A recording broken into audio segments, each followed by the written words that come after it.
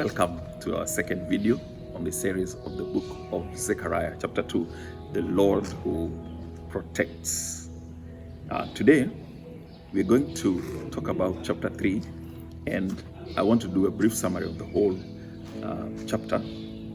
Verse 1 to 5, we see a vision of a man with a measuring line. In verse 1 and 2, proper measurements are being taken. You know, if you're going to protect a city or provide for a city, you need to have the right measurements and so that you get the right resources. But soon enough, we realize that the measurements may not be needed after all. The provision is too much. In verse 4, it says that you don't need walls. It's a place without boundaries, because God will expand us.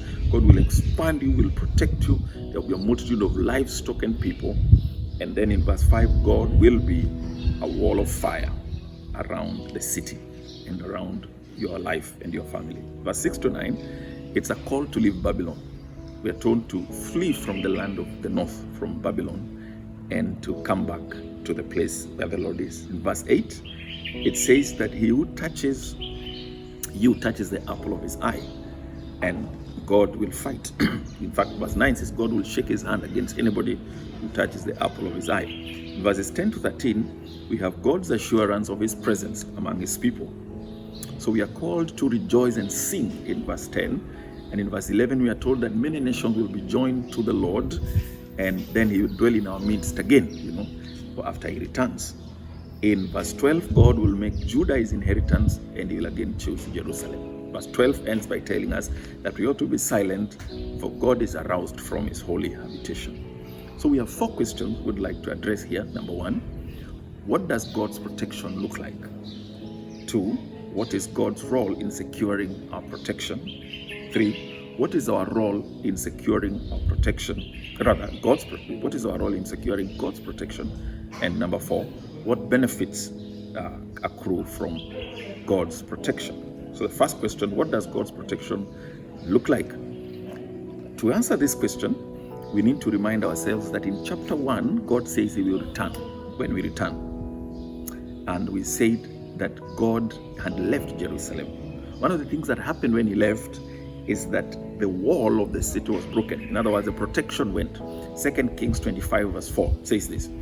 Now it came to pass in the 9th year of his reign, in the 10th month, on the 10th day of the month, that Nebuchadnezzar, king of Babylon, and all his army came against Jerusalem and encamped against it, and they built a siege wall against it all around. So the city was besieged until the 11th year of King Zedekiah. By the 9th day of the 4th month, the famine had become so severe in the city that there was no food for the people of the land.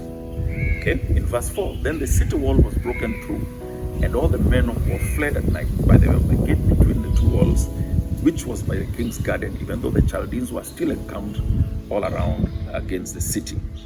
And the king went by the way of the plain. Verse 5, but the army of the Chaldeans pursued the king. They overtook him by the plains of Jericho. All his army was scattered from him.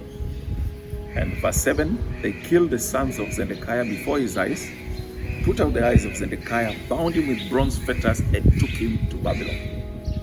2 images here. One is a wall of fire, that God is going to be a wall of fire for Jerusalem. Now, these days we talk about a firewall. We normally have walls. Trump was building a wall recently. Many people build walls to protect themselves, but that wall can be broken. Now, a firewall is a dangerous thing because nobody can go through. So this wall that was destroyed in the days of Zedekiah is now being rebuilt, but it is God himself who is a protection. And that is God's promise for you. As you think about all the things that may come against your life, not the least of which is this COVID-19, you need to have faith beyond the measures you're taking, so that God can be a wall of fire around you and he can protect you. Secondly, the other figure we have is the apple of God's eye.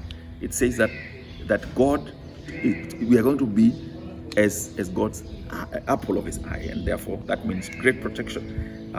Deuteronomy 32 verse 10 also says, in a desert land he found him, in a barren and howling waste he shielded him and cared for him. He guarded him as the apple of his eye. Now, did you know that the eye is the fastest muscle in your body?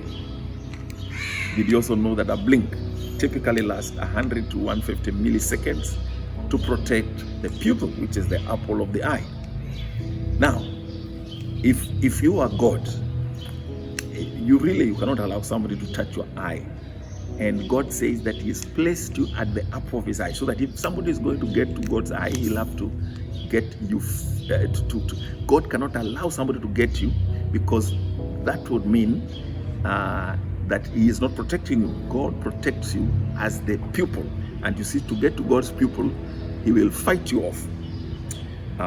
So this is great promise again of God's protection over us. And we should always remember that God has taken care of us. It's also repeated in Psalm 17, verse 7 and 8. Show the wonder of your great love, you who save by your right hand, those who take refuge in you from their foes. Keep me as the apple of your eye. Hide me in the shadow of your wings. We have to know God as the wall of fire and the apple of His eye.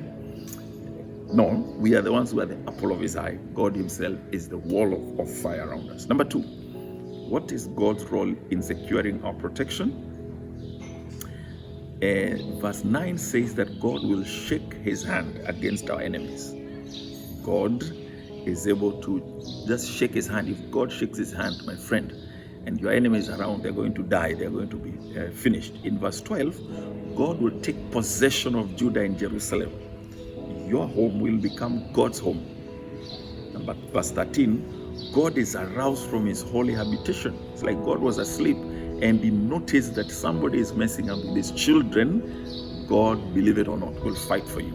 Whether it is in your own personal issues, whether it is in your own health, whether it is in this pandemic, I want you to trust and believe in God protecting you. All right. But there is a role for us to play also. What is our role, number 3, in securing our protection? Now, one of the reasons some of the Jews, because the Jews were given a choice whether to return to Jerusalem or not, some did not want to go. And one commentator, actually a number, this is a Bible, study Bible from, or commentary from Jamiat, Fawcett and Brown commentary. And they suggest that part of the reason some of the Jews did not want to return is that their long stay in Babylon had obliterated the remembrance of their own land. Have you been in sin for so long, you can't remember what it was to be in the good books with God? Have you lived in the land of sin so far? You've forgotten how to live in Zion. You've forgotten how to clap your hands. You've forgotten how to kneel down and pray. You've forgotten how to worship God. You are now called to escape from the land of the north. This is our part to play if we're going to get God's protection. In Zechariah 2:6, it says, up, up, flee from the land of the north. We have to flee. We have to come out of these places we have been and come back to God's kingdom and come back to God's way of doing things. Before I leave this point, let me just mention briefly about Babylon, because we need to run away from Babylon. Babylon is the world system, is the world economic system. The world as a whole, the economic system is warped, is wicked. We have things we call the debt trap diplomacy. As somebody by the name of God, Asad Malik, noted that and cites the example of Sri Lanka. The nation of China was able to get these people into a loan, a big loan, and it ended up in that the port was handed over to Beijing on a 99-year lease, providing China with critical access to Indian Ocean lanes. So the way the nations, the superpowers work, and here we are talking China, we are talking America, we are talking all the big boys, is to introduce a lot of infrastructure development and so on, but leave the countries in debt levels they cannot manage. So that also comes down to our own levels. You find that there are so many people giving us loans and keeping us indebted, and we never quite now succeed. God wants us to leave that system of Babylon and be in a system where we are not beggars, we are not in debt all the time, but we are actually owners of property, of the things that God has for us. If you have time, there's a book I have seen very interesting called The Confessions of an Economic Hitman by John Perkins. It tells you a little bit more about the Babylonian system. You are called to come out of it. We are supposed to sing and rejoice as we come out of it in verse 10, and we're supposed to be silent before God in verse 13 as we experience what God is doing. Finally, number 4, what are the benefits of God's protection? Number 1, God is going to give us increase. It says Jerusalem to remove the boundaries, remove limitations. Do not limit yourself. Do not think I can only reach this level of education, this level of wealth, this level of influence. God is removing limitations out of us as we come out of this global pandemic. Number 2, many nations will be joined to the Lord. People are going to come and check you out because of what God is going to do in your life. And number 3, people will know that God has sent you, that God has sent us. And those who don't even believe in Jesus will begin to see, wow, these people are blessed. I better also join them. So the Lord who protects us is also inviting us to come out of Babylon and to walk with him. May God bless you. Thank you.